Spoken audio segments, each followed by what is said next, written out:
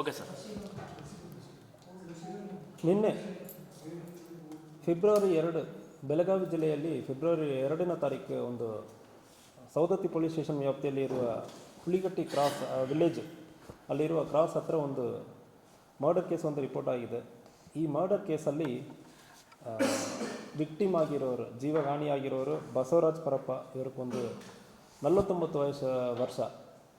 ಇವರನ್ನು ಅಕ್ಯೂಸ್ಡ್ ಈರಯ್ಯ ಸಂಗಯ್ಯ ಮಠಪತಿ ಎಂಬುವರು ಕೊಲೆ ಮಾಡಿದ್ದಾರೆ.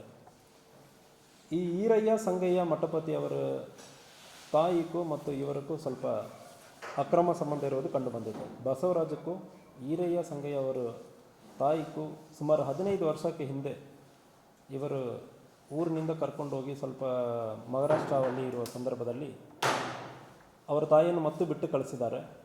ಈ ವ್ಯಕ್ತಿ ಬಸವರಾಜ ವ್ಯಕ್ತಿ ಬಿಸಿಡೋಣಿ ಗ್ರಾಮದ ವ್ಯಕ್ತಿ. 15 ವರ್ಷ ಹಿಂದುಗಡೆ ಸಂಬಂಧ ಇತ್ತು ಮತ್ತು ಈರಯ್ಯ ಅವರ ತಾಯಿಯನ್ನು ಕರ್ಕೊಂಡು ಹೋಗಿರೋ ದ್ವೇಷ ಇತ್ತು. ಸೊ ಅದಾದಮೇಲೆ ಇತ್ತೀಚೆಗೆ ಈ ಬಸವರಾಜ ಬಿಸಿರೋಣಿ ಗ್ರಾಮದಲ್ಲಿ ಮನೆ ಕಟ್ಟುವುದಕ್ಕೆ ಬರೋ ಸಂದರ್ಭದಲ್ಲಿ ಅವಾಗ ಸಣ್ಣಪುಟ್ಟ ಇಶ್ಯೂಸ್ ಆಗ್ತಾ ಇತ್ತು. ಮತ್ತು ಇವರು ಬಂದು ಇಂತಾಗ ಊರಲ್ಲಿ ಓಡಾಡ್ಕೊಂಡಿರೋ ಸಂದರ್ಭದಲ್ಲಿ ನಮಗೆ ಮರ್ಯಾದೆ ಕಮ್ಮಿ ಆಗ್ತದೆ ಅಂದರೆ ಹೇಳ್ಕೊಂಡು ಜಗಳ ತೆಗೆದಿರ್ತಾರೆ ಇದಕ್ಕೆ ಹಿಂದೆ. ಈ ಸಂದರ್ಭದಲ್ಲಿ ನಿನ್ನೆ ಅವರು ಬಿಸಿರೋಣಿ ಗ್ರಾಮದಿಂದ ಇಲ್ಲಿ ಹುಲಿಕಟ್ಟಿ ಕಡೆ ಬರೋ ಸಂದರ್ಭದಲ್ಲಿ ಫಾಲೋ ಮಾಡಿಕೊಂಡು ಬಂದು ಒಂದು ಚಾಕುನಿಂದ ಬಸವರಾಜಕ್ಕೆ ತಲೆಗೆ, ಭುಜಕ್ಕೆ ಮತ್ತು ಬೆನ್ನಿಗೆ, ಹೊಟ್ಟೆಗೆಲ್ಲ ತುಂಬ ಗಂಭೀರವಾದ ಗಾಯವನ್ನು ಪಡಿಸಿರ್ತಾರೆ. ಅದೇ ರೀತಿಯಲ್ಲಿ ಇದನ್ನು ತಡೆಗಟ್ಟಿ ಮತ್ತು ಡಿಫೆನ್ಸಿವ್ ಇಂಜುರಿಯಾಗಿ ಈ ಈರಯ್ಯಕ್ಕೂ ಕೂಡ ಕೆಲವೊಂದು ಇಂಜುರೀಸ್ ಆಗಿದೆ. ಸೊ ಅದರಿಂದ ಈರಯ್ಯನು ಕೂಡ ಹಾಸ್ಪಿಟಲಲ್ಲಿ ಅಡ್ಮಿಟ್ ಆಗಿದ್ದಾನೆ. ಸೊ ಒನ್ಸ್ ಹಾಸ್ಪಿಟಲಿಂದ ಡಿಸ್ಚಾರ್ಜ್ ಆದಮೇಲೆ ತಕ್ಷಣ ಅದು ನಾವು ಪೊಲೀಸ್ ಕಸ್ಟಡಿಗೆ ತೊಗೊಳ್ತೀವಿ. ಈ ಸಂದರ್ಭದಲ್ಲಿ ಈ ಈರಯ್ಯ ಅವರ ತಮ್ಮ ಘಟನೆ ಆಗಿರುವ ಸ್ವಲ್ಪ ಟೈಮಲ್ಲಿ ಬೇರೆ ಕಡೆಯಿಂದ ಹುಬ್ಳಿಯಲ್ಲಿ ಅವನು ಕೆಲಸ ಮಾಡ್ತಾ ಇದ್ದಾನೆ. ಅವನು ಕೂಡ ಬಂದಿದ್ದ. ಸೊ ಇದು ಘಟನೆಯಲ್ಲಿ ಅವನ ಪಾತ್ರ ಇದೆ ಎಂಬುದ್ರ ಬಗ್ಗೆ ವಿಚಾರಣೆ ನಡೀತಾ ಇದೆ. ಈ ಘಟನೆಯಲ್ಲಿ ಆ ಸ್ಥಳದಲ್ಲಿ ನೋಡಿರೋರು ಐ ವಿಟ್ನೆಸ್ಸಲ್ಲಿ ವಿಚಾರಣೆ ಮಾಡುವ ಸಂದರ್ಭದಲ್ಲಿ ಇವರಿಬ್ಬರ ಮಧ್ಯದಲ್ಲಿ ಒಡೆದಾಟ ಆಗಿರೋದು ಮತ್ತು ಚಾಕುನಿಂದ ಹೊಡೆದಿರೋದು ಕಂಡುಬಂದಿದೆ. ಇವರನ್ನು ಸೆಕ್ಯೂರ್ ಮಾಡಿ ನಮ್ಮ ಕಸ್ಟಡಿಯಲ್ಲಿ ಇದ್ದಾರೆ. ಸ್ವಲ್ಪ ಹಾಸ್ಪಿಟಲಿಂದ ಡಿಸ್ಚಾರ್ಜ್ ಮಾಡಿ ಆದಮೇಲೆ ಇವರನ್ನು ನಾವು ಅರೆಸ್ಟ್ ಮಾಡ್ತೀವಿ.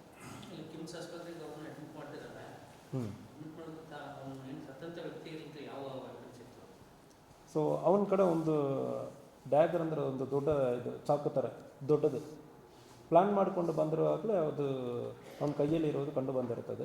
ಸೊ ಯಾವಾಗ ಎಲ್ಲಿಂದ ತೊಗೊಂಡು ಬಂದಿದ್ದಾನೆ, ಇದು ಪ್ಲ್ಯಾನ್ ಯಾವಾಗಲಿಂದ ಮಾಡಿದ್ದಾನೆ, ಇದು ಬಗ್ಗೆ ಕೂಡ ವಿಚಾರಣೆ ನಡೀತಾ ಇದೆ. ಇಲ್ಲ, ಡಿಫೆನ್ಸಿವ್ ಇಂಜರಿ ಇವನ ಕೈಯಲ್ಲಿ ಇರೋದು ತೊಗೊಂಡು ಹೊಡೆದಿರೋದು ಕಂಡು ಬಂದಿದೆ. ಸೊ ಒಂದು ವೇಳೆ ಇವನ ಕಡೆ ಯಾವುದೋ ಚಾಕಿದೆ ಅಂದರೆ ಅದು ಕೂಡ ಚೆಕ್ ಮಾಡ್ತೀವಿ. ಸೊ ಪ್ರೈಮ ಫೆಸಿ ಅವನಿಗೆ ಕೈ ಕಾಗದಂದರೆ ಡಿಫೆನ್ಸಿವ್ ಇಂಜರಿ ಅಂದರೆ ನಮ್ಮ ಒಬ್ಬರು ಹೊಡೆಯೋಕ್ಕೆ ಬರೋ ಸಂದರ್ಭದಲ್ಲಿ ಕೈ ತೋರಿಸ್ತೀವಿ ಅಂದರೆ ಇಲ್ಲಿ ಗಾಯ ಆಗುತ್ತದೆ. ಇಂತಹ ಗಾಯ ಈ ವ್ಯಕ್ತಿಗೆ, ಬಸವರಾಜ ವ್ಯಕ್ತಿಗೆ ಕೂಡ ಆಗಿದೆ.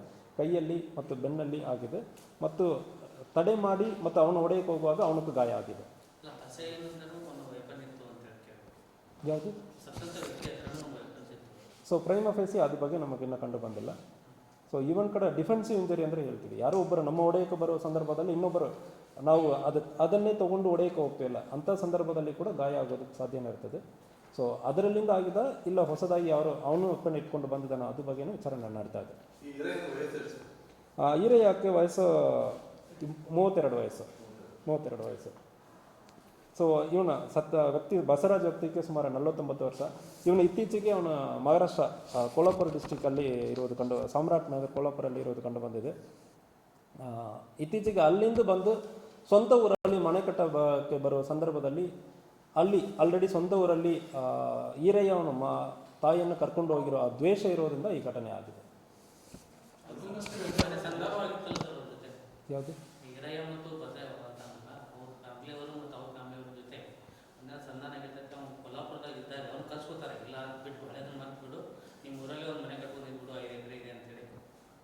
ಸೊ ಫಸ್ಟ್ ಘಟನೆ ಈ ಮರ್ಡರ್ ಕೇಸಲ್ಲಿ ಫಸ್ಟ್ ಘಟನೆ 15 ವರ್ಷಕ್ಕೆ ಹಿಂದೆ ಇವರೆಲ್ಲ ಒಂದೇ ಊರಲ್ಲಿ ಇದ್ದವರು. ಈರಯ್ಯ, ಬಸವರಾಜ್, ಈರಯ್ಯ ಅವರ ತಾಯಿ ಶಿವಬ ಅಂದರೆ ಹೆಸರು, ಸ್ವರ್ಣ ಅಂದರೆ ಕರೀತಾರೆ. ಸ್ವಲ್ಪ ಆವಾಗ ಒಂದು ಪರಿಚಯ ಆಗಿ ಅವರ ಜೊತೆಗೆ ಈರಯ್ಯ ಅವನ ತಾಯಿಯನ್ನು ಮಹಾರಾಷ್ಟ್ರ ಕೋಲಾಪುರ ಕಡೆ ಕರ್ಕೊಂಡೋಗಿ ಸ್ವಲ್ಪ ವಾಸ ಮಾಡಿ ಆದಮೇಲೆ ಬಿಟ್ಟಿದೆ ಇರೋದು ಕಂಡು ಬಂದಿರ್ತದೆ. ಅದಾದಮೇಲೆ ಇವರು ಬಂದು ಇಲ್ಲಿ ಹುಬ್ಳಿಯೆಲ್ಲ ವಾಸ ಇರ್ತಾರೆ. ಈ ಸಂದರ್ಭದಲ್ಲಿ ಇತ್ತೀಚೆಗೆ ಸಂಧಾನನೂ ಆಗಿರೋದಾಗಿ ಹೇಳ್ತಾ ಇದ್ದಾರೆ. ಬಟ್ ಆದರೆ ಸಂಧಾನದಲ್ಲಿ ಇವನು ಮತ್ತು ಊರಕ್ಕೆ ಬಂದು ಮತ್ತು ಇವನಿಗೆ ತೋರಿಸೋದು ಇವರ ಮಗನಕ್ಕೆ ಸ್ವಲ್ಪ ಅಸಮಾಧಾನ, ಈರಯ್ಯಕ್ಕೆ ಅಸಮಾಧಾನ ಆಯಿತು. ಸೊ ನಮ್ಮ ತಾಯಿಗಿಂತ ಮೋಸ ಆಗಿದೆ, ಇವನು ಊರಿಗೆ ಬರುವಾಗ ಉಳಿದವರು ನಮ್ಮನ್ನು ಒಂದು ಅವಮಾನ ಆಗ್ತಾ ಇದೆ ಅಂದರೆ ಆ ನೆಪದಲ್ಲಿ ಈ ಘಟನೆ ಆಗಿದೆ. ಈರಯ್ಯಕ್ಕೆ ತಂದೆನೂ ಇದ್ದಾರೆ, ಈರಯ್ಯಕ್ಕೆ ತಂದೆ ತಾಯಿ ಇಬ್ಬರಿದ್ದಾರೆ. ತಂದೆ ಈರಯ್ಯ ಜೊತೆ ಇದ್ದಾನೆ, ತಾಯಿ ಈರಯ್ಯ ತಮ್ಮನ ಜೊತೆ ಇದ್ದಾರೆ ಹುಬ್ಳಿಯಲ್ಲಿ.